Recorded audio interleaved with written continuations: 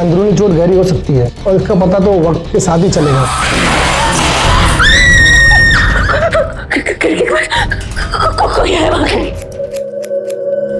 मुंह कैसे लाल करना चाहेंगी, पान खा के या खून पी के?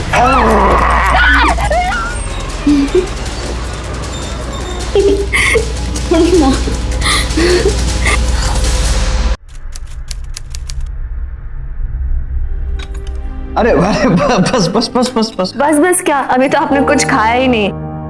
मैं अभी रोटियां लेकर आती हूँ। विनोद, जिस तरह की इंप्रूवमेंट मैं अभी भावना में देख रहा हूँ उससे आई एम वेरी श्योर कि वो बहुत जल्द पूरी तरह से ठीक हो जाएगी। नंदी जी आप बिल्कुल फिक्र मत कीजिए, अब भगवान की दया से सब पहले जैसा हो जाएगा। धन्यवाद डॉक्टर साहब।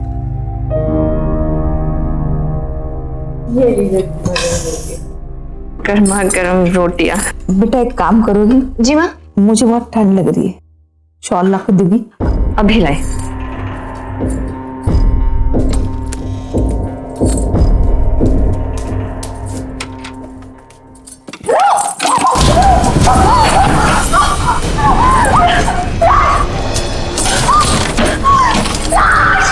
भावना क्या हुआ?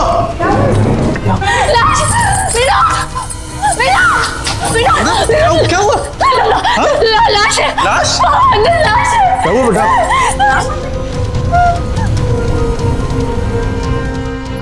लाश कहाँ है? लाश अंदर तो कुछ भी नहीं है।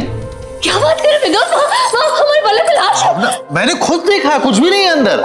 क्या बात कर रहे हो? आओ आओ तो मेरे साथ, आओ यहाँ पे। ये देखो, ये कहाँ है? भावना जब कमरे में शॉल लेने गई तो उसे अलमारी में एक लाश दिखाई दी थी, लेकिन जब वो वापस लौटी वहां कुछ भी नहीं था। क्या भावना ने वाकई कोई लाश देखी थी या ये सब उसका वहम था? और अगर लाश देखी थी तो फिर लाश कहां गई? भावना को पूरा यकीन था कि उसने जो कुछ भी देखा था वो सच था, लेकिन कोई भी उसकी बात पर यकीन करने को तैयार नहीं था। आखिर क्या राज था इस घटना के पीछे? क्यों हो रहा था ये सब उसके साथ? आइए देखते हैं भावना की ऐसी अजीबोगरीब कहानी जो आपके यकीन को भी हिलाकर रख देगी।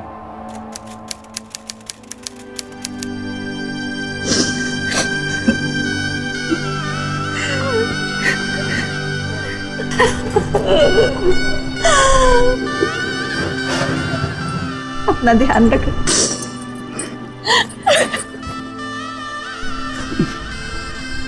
तो बेटे, ये मेरी इकलौती बेटी है और मेरे पास जो कुछ भी है सब कुछ मेरी इस बेटी का है, जो मैं आज तुम्हें सौंप रहा हूं। इसे संभाल के रखना। नंदी जी आप बिल्कुल फिक्र मत कीजिए, हम इसे अपनी बेटी की तरह रखेंगे। आओ बेटे।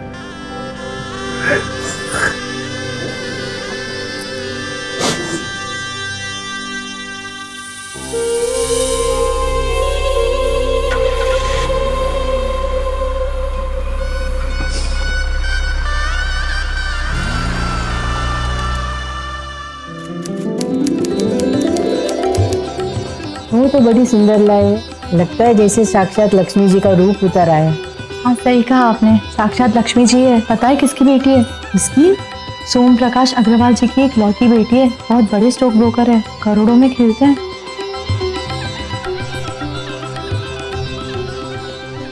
ये तो बहुत ही खूबसूरत है। आपकी मुंह दिखाई की एवज में आपके जैसा खूबसूरत गिफ्ट तो बनता है ना। देखिए विनोद, मैं आपसे एक बहुत ही जरूरी बात कहना चाहती हूँ।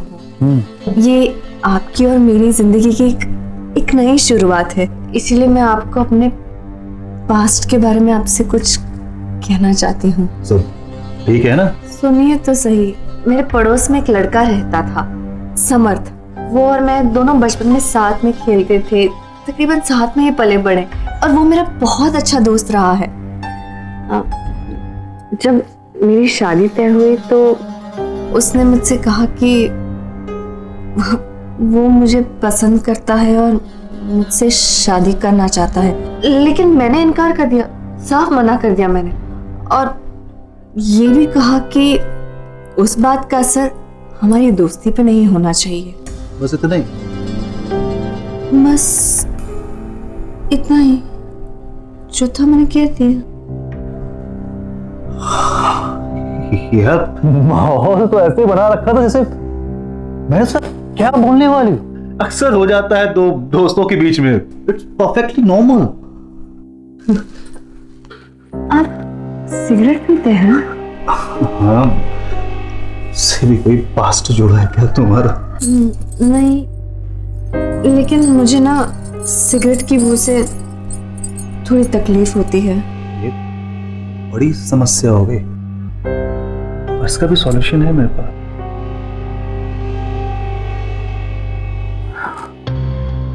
मीठा पान।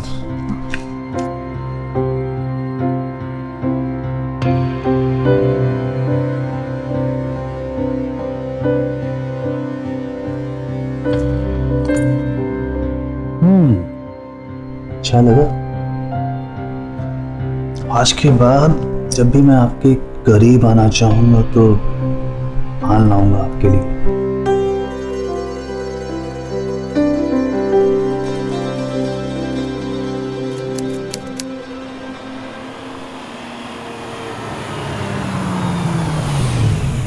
तुम रुको, मेरे पास अभी आया। यहाँ क्या है? वही तुम्हारा वाला पान।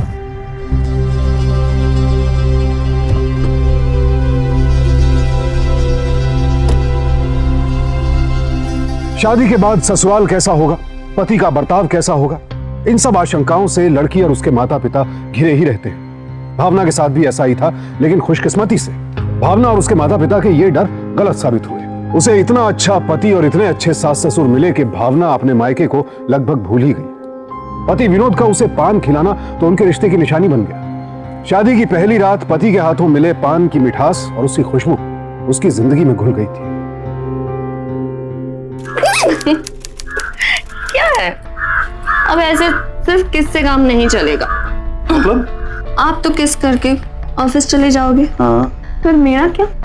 आज एक काम करो, आप ना लंच करके फिर ऑफिस जाइएगा, ठीक है? तो ऑफिस का क्या होगा?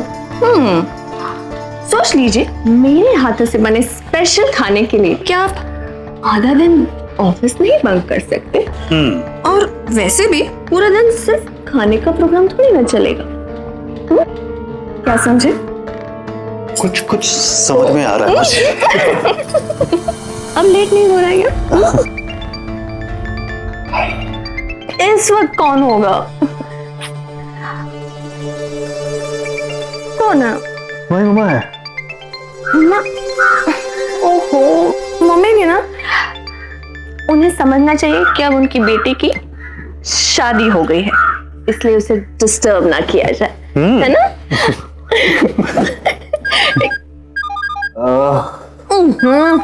ये लो, अब तुम्हारा फोन। रुको देखती हूँ क्या मुसीबत है। मम्मी, इनसे ना जरा सा सब्र नहीं होता, फोन पे फोन किए जा रही। तुमसे कौन सा होता है? अच्छा जी, आपसे बड़ा होता है।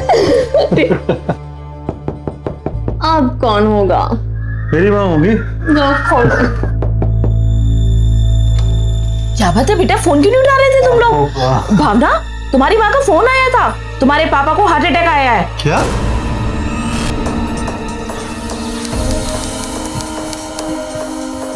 मम्मी, क्या हुआ? ये सब कैसे हुआ मामा?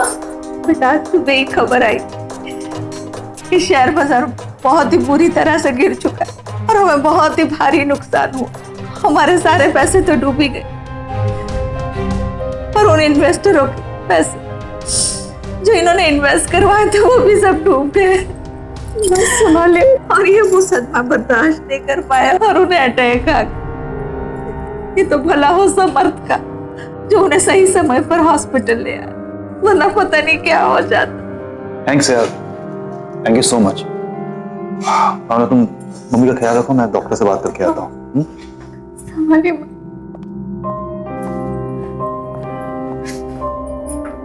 थैंक यू समर्थ। कैसे हो? ठीक हो भावना? शायद मैंने तुमको बताया नहीं, मैं अगले महीने दुबई शिफ्ट हो रहा हूँ। कब और कितने दिनों के लिए? हमेशा के लिए। नहीं जल्दी। आई थिंक अब मुझे चलना चाहिए। You take care. Bye. Bye.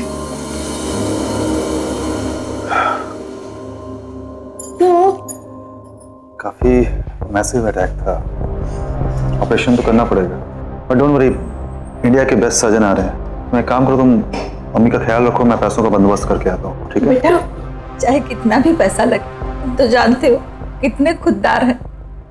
अपने इलाज के लिए किसी और का पैसा, और वो भी अपने दामाद का पैसा, वो कभी गवारा नहीं करेंगे। भावना के मायके में उसके माता पिता का ख्याल रखने के लिए उसके अलावा और कोई नहीं था, इसलिए अगले कुछ हफ्तों तक वो अपनी माँ के साथ ही रही। घर में माँ का ख्याल रखती और अस्पताल में पिता का। इस दौरान वो अपने पति विनोद और ससुराल वालों के संपर्क में भी रही और अस्पताल से ही ससुराल की जिम्मेदारियां भी संभालती रही, यानी एक साथ 2 घर संभाल रही थी भावना। इसी दौरान उसके पिता की हार्ट सर्जरी हुई, जिसमें काफी खर्च भी हुआ, लेकिन आखिरकार उनकी सेहत में सुधार होने लगा। और फिर जब कुछ समय बाद वो हॉस्पिटल से डिस्चार्ज हुए तो भावना ने अपने पति विनोद के साथ ससुराल का रुख किया। तो किसी ने मिस किया मुझे? ऑफकोर्स मैंने मिस किया तुम्हें, बल्कि मैं तो सोच रहा हूँ कि 3 हफ्तों का जो उधार है वो अब ही कर लूं। और सिगरेट की भी। और मेरा पान लेता हूँ अभी मैं, आगे चल के। मैं अभी है।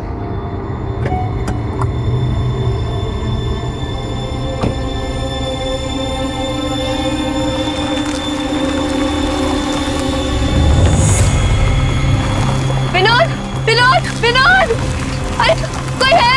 विनोद, विनोद! भावना!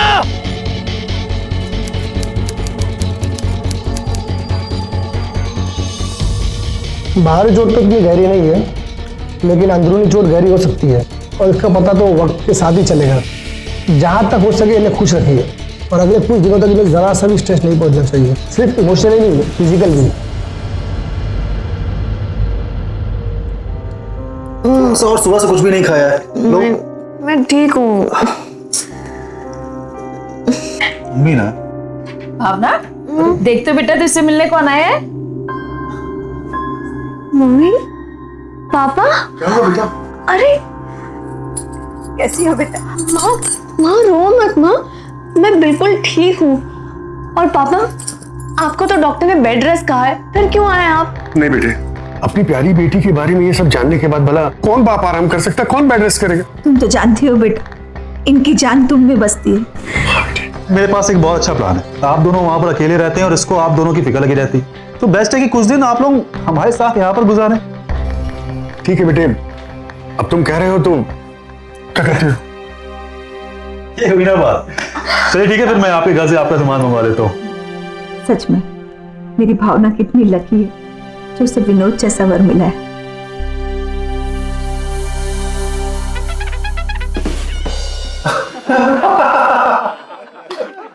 ये सीन, हेलो क्या हुआ? किस ख्यालों में खोई हुई हो? नहीं मतलब मैं तुम्हारे लिए ये इतनी अच्छी फिल्म लेकर के आया हूं और तुम अपने ही ख्यालों में अपनी ही पिक्चर बना रही हो।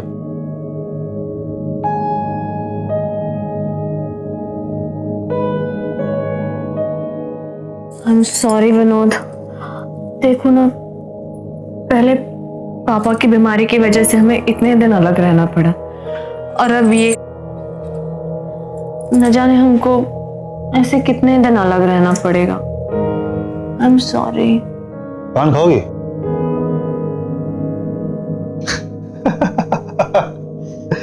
मालूम था मुझे, नहीं मतलब पान के लिए कभी मना नहीं करोगी है?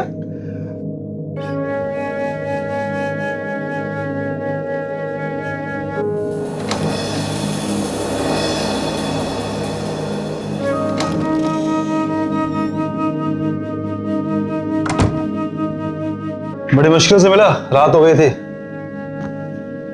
लीजिए आपका बनारसी पान। पिक्चर देखना? मैं अभी आई, 2 मिनट।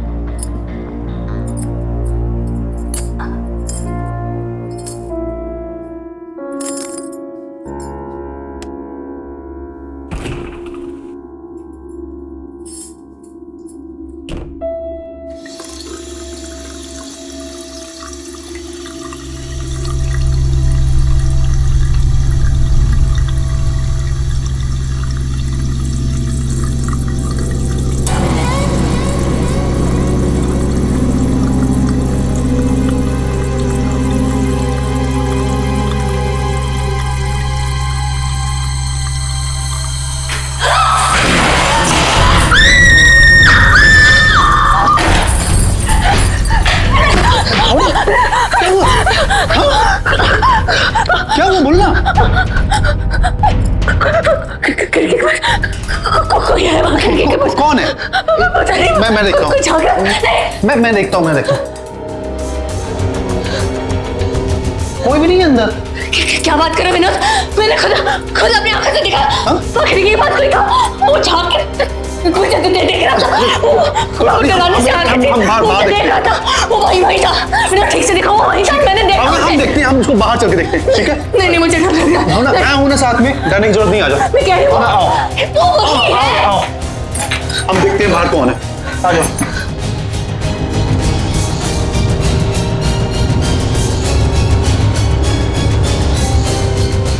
अरे यहाँ पर कोई भी नहीं है। क्या हुआ, कोई दिखा क्या? नहीं साहब, पर मैं सच कह रहा हूँ, पिछले 1 घंटे से ना कोई यहाँ आया है ना कोई गया है। अरे ऐसा कैसे हो सकता है? मैंने अपनी आंखों से देखा विनोद, वहाँ कोई था। वो उसकी ना छोटी छोटी आंखें थी, चपटा सा चेहरा, और हाँ उसने नेपाली टोपी पहन के रखी थी। एक मिनट, तुम मेरे साथ आओ। क्या हुआ? तुम आओ मेरे साथ।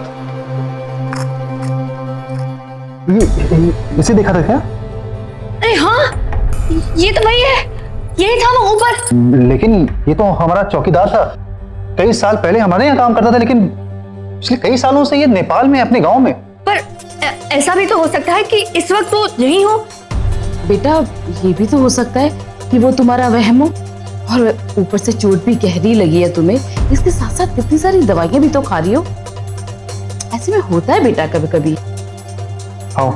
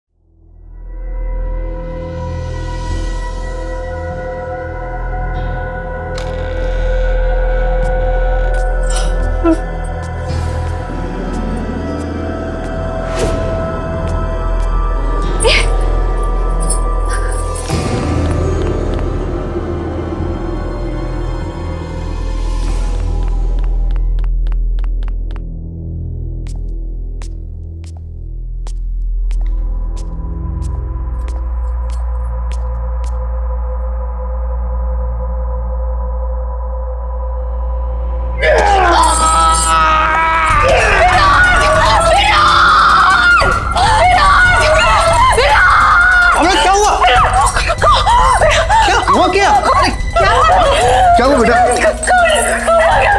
अरे बाप रे, क्या बोल रहे हैं? क्या हुआ बेटा? भावना की अच्छी भली जिंदगी पर ग्रहण लग गया जैसे। पहले उसके पिता को दिल का दौरा पड़ा, फिर वो कार वाला हादसा, और अब जो कुछ उसके साथ घटित हो रहा था वो तो किसी की भी समझ से परे था। और मुश्किल ये थी कि ये घटनाएं दिन ब दिन बढ़ती जा रही थी। क्या ये सब वाकई उसके दिमाग में लगी किसी अंदरूनी चोट का परिणाम था, या फिर वजह कुछ और थी? घर वालों का तो मानना था कि ये सब कुछ और नहीं, भावना के अपने दिमाग की उपज है। भावना और विनोद के माता पिता ने विनोद को सलाह दी कि वो भावना को कुछ वक्त के लिए कहीं बाहर ले जाए।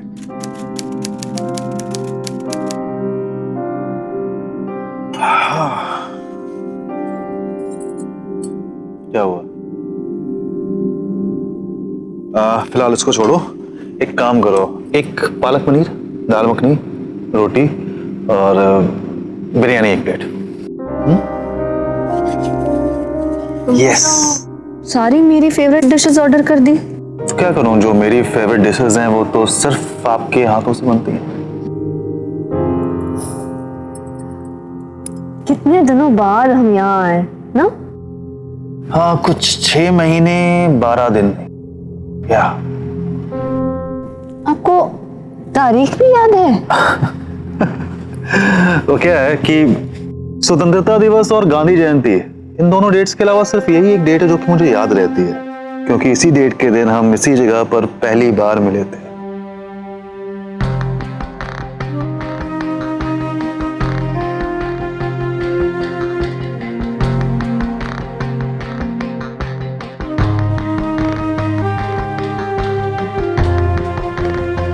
विनोद, पान।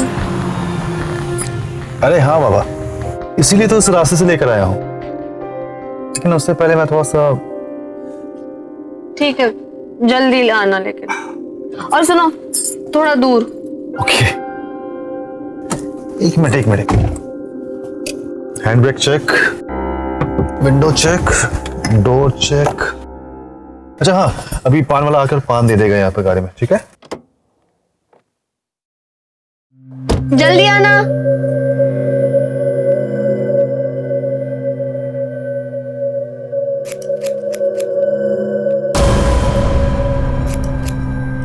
बोलिए मैम साहब, मुंह कैसे लाल करना चाहेंगी, पान खा के या खून पी के?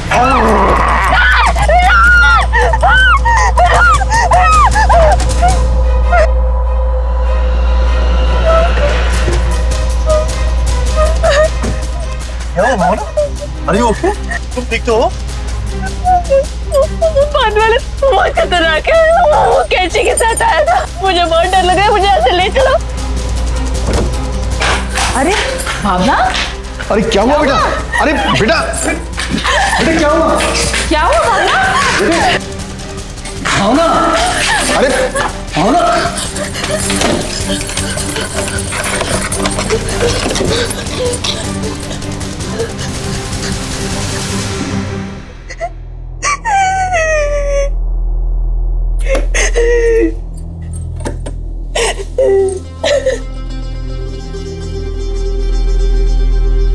डैडी जी, भावना मुझे बता रही थी कि उसका दोस्त आपका पड़ोसी समर्थ वो भावना से शादी करना चाहता था।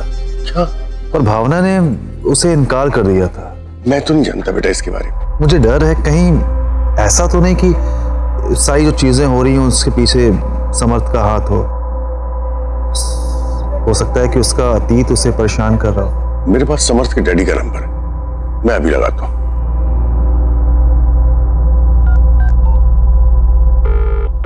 शर्मा जी, हम बस बैठे बैठे यूं ही आपकी याद आ गई तो फोन लगा लिया, सोचा कि आपसे हालचाल पूछ लो। और समर्थ बेटा कैसा है? हाँ एकदम बढ़िया है, बहुत बढ़िया। अब बस अचानक ही दुबई में उसकी शादी हो गई, कल ही लौटा हूं मैं दुबई से। अब माफ करना यार, तुम शहर में थे नहीं और सब कुछ इतनी जल्दी में हुआ कि किसी को बुलाने का मौका ही नहीं मिला। अरे ये तो बहुत खुशी की बात है, आपको मुबारक हो और समर्थ को हमारा आशीर्वाद कहिएगा। अच्छा मैं रखता हूं। बेटे, समर्थ की तो शादी हो गई, मुझे नहीं लगता कि इस मामले में उसका हाथ हो सकता है। अब अगर किसी की ये चाल नहीं है या कोई भी भावना को परेशान करने की कोशिश नहीं कर रहा है तो फिर ये सारी चीजें भावना को क्यों नजर आ रही हैं? मैं फिर तो चाहूंगा कि किसी साइकियाट्रिस्ट से मशवरा लेना चाहूंगा। आप चलेंगे मेरे साथ? बेटा बात तो बड़ी अजीब है, पर भावना की सेहत के लिए कुछ भी करूंगा, मैं साथ। विनोद, जो तुम कह रहे हो उससे तो यही लगता है कि ये सब भावना के सर पे लगी उस गहरी चोट की वजह से हो रहा है। इसलिए कुछ भी कमेंट करने से पहले मुझे भावना से एक बार मिलना होगा। एनी टाइम, आप जब भी बोले। मेरे ख्याल से भावना को ये बताना ठीक नहीं रहेगा कि मैं एक साइकियाट्रिस्ट हूँ। I mean she might not take it in good sense. ठीक है, हम एक काम करते हैं, आपको हम एक फैमिली डॉक्टर के रूप में मिलवाते हैं उससे। तो हम कल मिलते हैं, ओके? जी।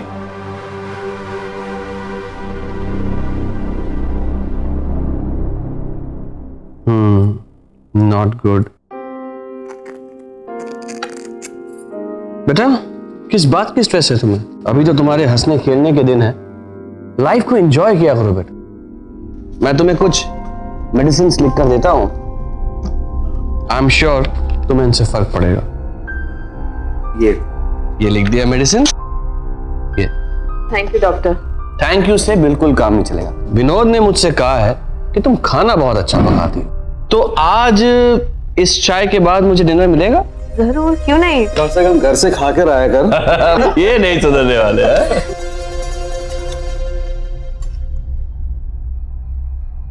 गर्मा गर्म रोटियां। बेटा एक काम करोगी? जी माँ। मुझे बहुत ठंड लग रही है, शॉल ला कर दोगी? अभी लाए।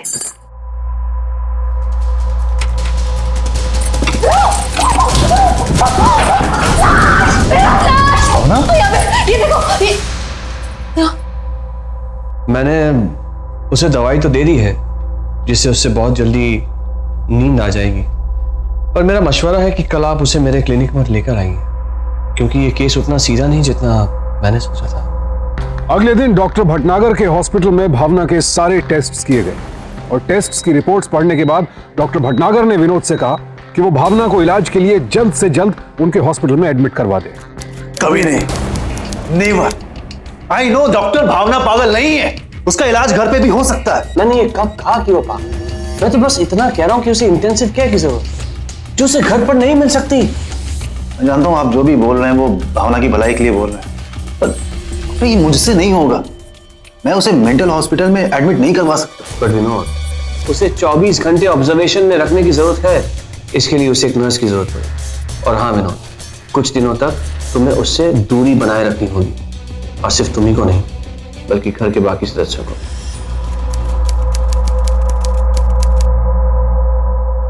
I'm very sorry Vinod. Please ऐसा नहीं सोचता। जब अच्छे दिन हमारे साथ नहीं रहे तो फिर बुरे दिन कब तक हमारे पीछे पड़ेंगे?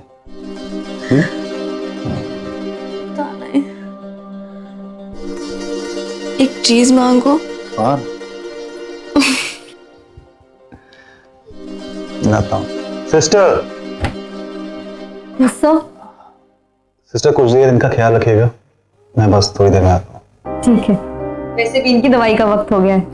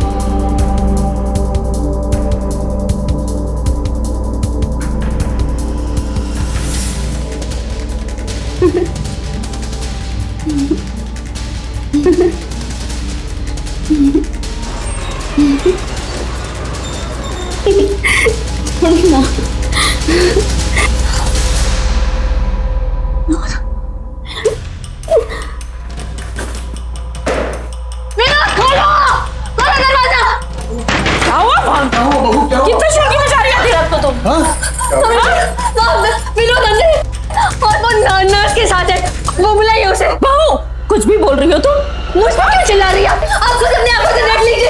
विनोद अंदर है, उस नर्स के हाथ लिपट के मैंने जान को देखा। लगाइए शांत देखिए। बहुत शांति से बात करो। खोलो विनोद, मुझे शांत रहने को कह रहे हैं, आपने बेटे को नहीं बुला सकता।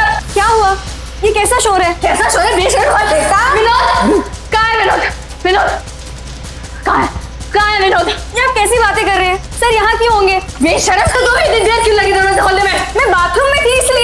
झूठी करिए, बाथरूम में थी। कहाँ है विनोद? बताओ कहाँ है विनोद? क्या हुआ? बेटा कहाँ थे तुम? भावना के लिए पानी नहीं गया था बाहर। सुना तूने? तुम अंदर थे? ये आप लोग से मुझे ऐसे क्यों देख रहे हैं? मैं पागल नहीं हूँ, मैंने अपनी आंखों से देखा विनोद यहाँ इस कमरे में था और इस नर्स के साथ लिपट के खड़ा था। भावना क्या बोल रही हो? मैं तो अभी अभी आया हूँ तुम्हारे सामने अंदर। तुम इस नर्स के साथ थे, मैंने अपनी आंखों से देखा तुम ऐसे लिपट के खड़े थे। नहीं भावना, ये सब तुम्हारा वहम है। नहीं ये मेरा वहम नहीं तुम्हारा वहम। अरे संभाले से। क्या बोल रहे हो?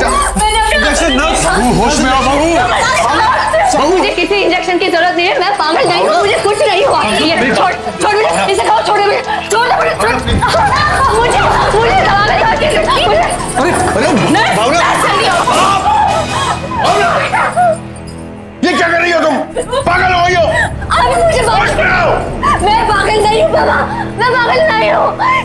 धोखा देने की कोशिश कर, मैं पागल नहीं हूँ, मैं पागल नहीं हूँ। लगी तो नहीं बेटा तुम्हें?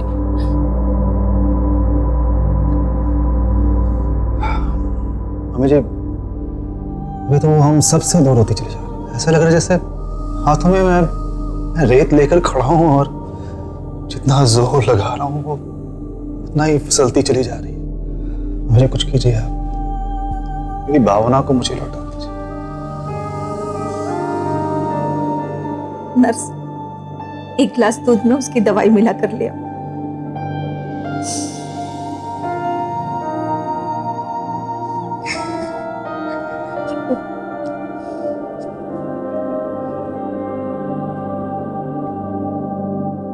क्या आपको भी लगता है माँ मैं पागल हो गई हूँ?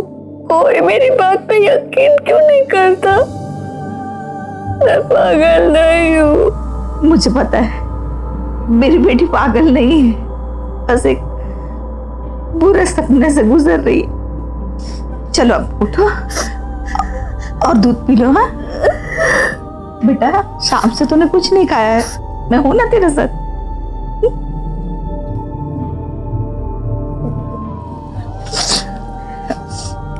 लो बेटा, दूध पी लो, चलो।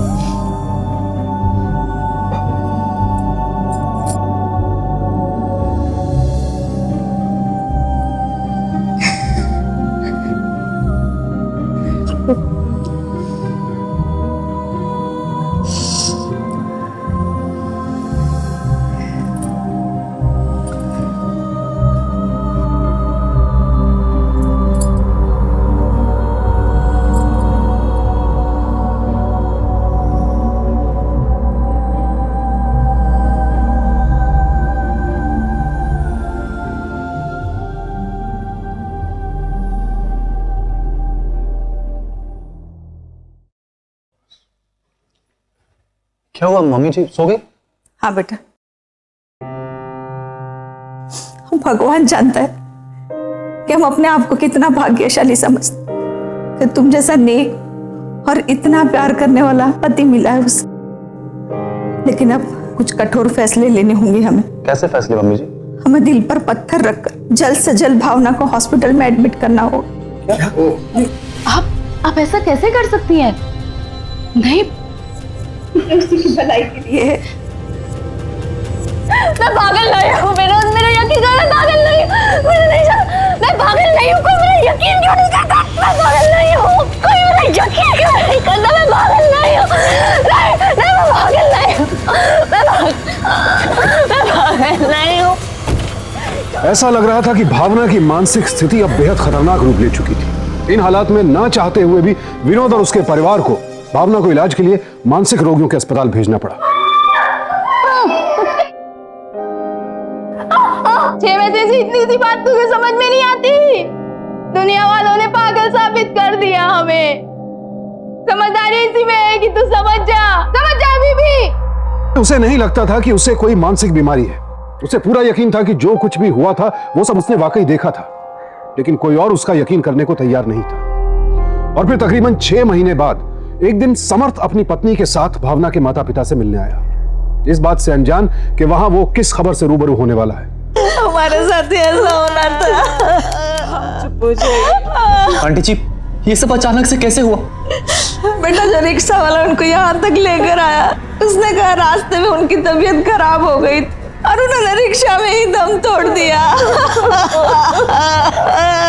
आंटी, भावना कहाँ है?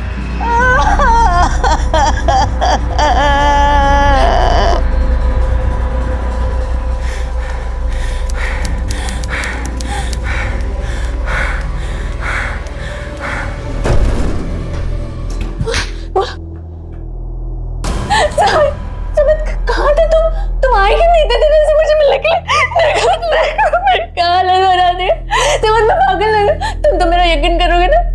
तुम्हें नहीं याद है बचपन में 10th क्लास में तुम्हें मैथमेटिक्स में 90 आए थे और मुझे 88?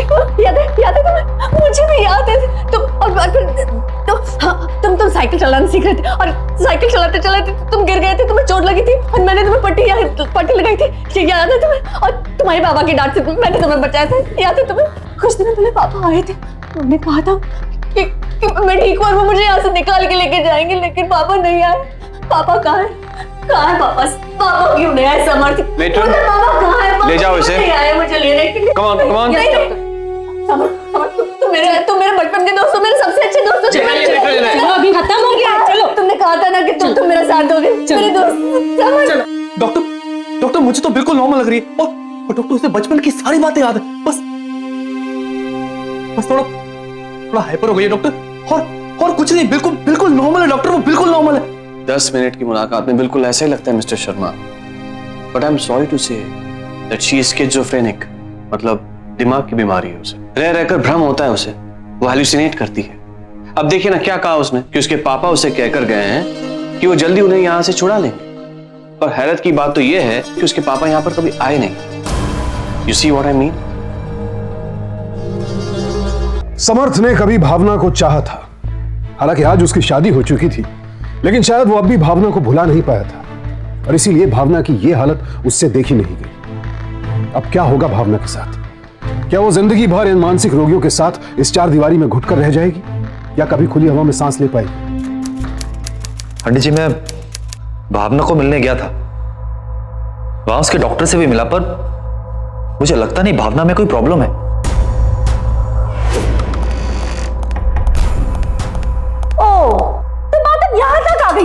मतलब बिजनेस टूर के बहाने मुझसे अपनी प्रेग्नेंट बीवी से झूठ बोलकर तुम उस पागल से मिलने जा रहे थे। पूजा, चिल्लाओ मत, मुझे ना सब समझ में आता है और अच्छी तरह से आता है। सोचा क्या तुम मुझे प्रेग्नेंट करके तुम उस पगली के साथ आराम से फिर चला लोगी? होश में आओ पूजा, क्या बके जा रही हो तुम? होश में तो मैं आप आई हूँ, तो हैरानी हो रही है ये सोचकर, जो लड़की पागल होने के बावजूद मेरे पति को फंसाने की कोशिश कर सकती है, तो पागल है भी या सिर्फ शातिर है? पूजा, बेटा क्या हुआ? पूजा क्या हुआ तुम्हें? क्या हुआ बेटा? पूजा ठीक तो तुम? आंटी,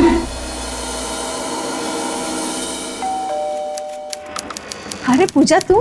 आंटी देखिए ना मुन्ने को क्या हो गया है, पता है इसे बहुत तेज बुखार आ रहा है और ना तो दूध पी रहा है, नहीं कोई दवाई खा रहा है, पता नहीं क्या हो गया है इसको, कैसे ठीक करूं मैं? पता नहीं ना आंटी क्या करूं? आजा बेटा, मैं तुम्हें बताती हूँ। हाँ ठीक हो जाएगा ना? हाँ बेटा, हाँ आजा। अब पक्का बताएंगी ना कैसे ठीक होएगा? हाँ बेटा, आजा।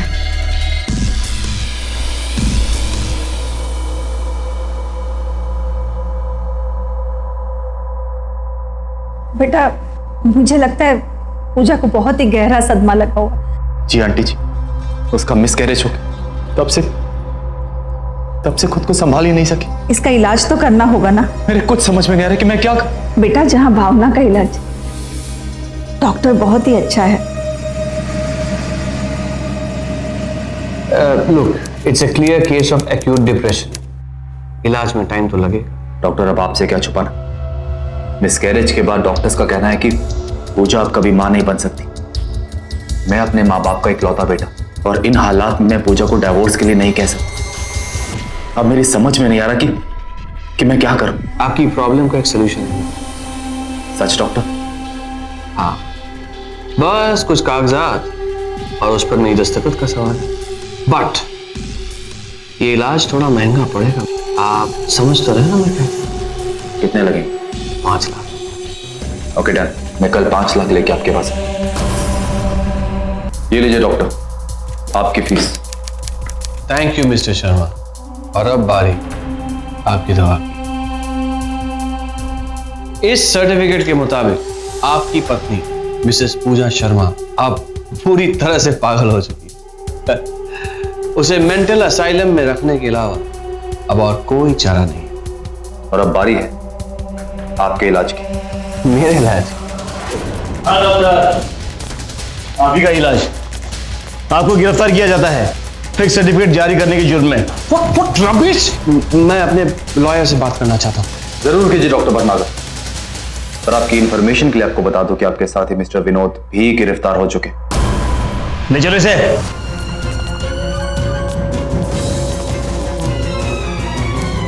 प्लान हमने तभी करना शुरू कर दिया था जब डैडी जी को हार्ट अटैक आया था। स्टॉक मार्केट में वो सब कुछ अपना हार गए थे, पर सबसे ज्यादा नुकसान हमें हुआ। यानी कि पैसों के लालच में ये शादी की थी। भावना हमारे लिए बोझ बन गई थी। डैडी जी को देखने के बाद जब हम हॉस्पिटल से लौट रहे थे, भावना को मारने की कोशिश की थी, पर वो बच गई। उसके बाद जब डॉक्टर ने कहा कि उसे अंदरूनी चोट आई है, तो हम इसी बात का सहारा लेकर के उसे पागल साबित कर सकते हैं। इसका मतलब जो कुछ भी मैंने देखा वो सब वह नहीं था, सच था, है ना? सब कुछ। बाथरूम की खिड़की से ज्ञान सिंह का झांकना हो, पान वाले के लिबास में ज्ञान सिंह का चेहरा, वॉर्डरोब से लाश का मिलना या फिर नर्स के साथ में लिपटना, सब सच था। ये सब हमने सिर्फ इसलिए किया था ताकि हम ये साबित कर सकें कि भावना मेंटली डिस्टर्ब है। रही सही कसर डॉक्टर भटनागर के सर्टिफिकेट ने पूरी कर दी। लेकिन समर्थ, तुम्हें इन पे शक कैसे हुआ? अंकल जिस दिन तुमसे मिलने असैलम आए थे, मैंने उस रिक्शा वाले को ढूंढ निकाला और उसने मुझे कहा कि वो अंकल को असैलम से लेकर आया था। लेकिन जब मैं उस दिन तुमसे मिलने असैलम आया तो डॉक्टर भटनागर ने मुझे कहा कि अंकल तो कभी असैलम आए ही नहीं। मुझे लगा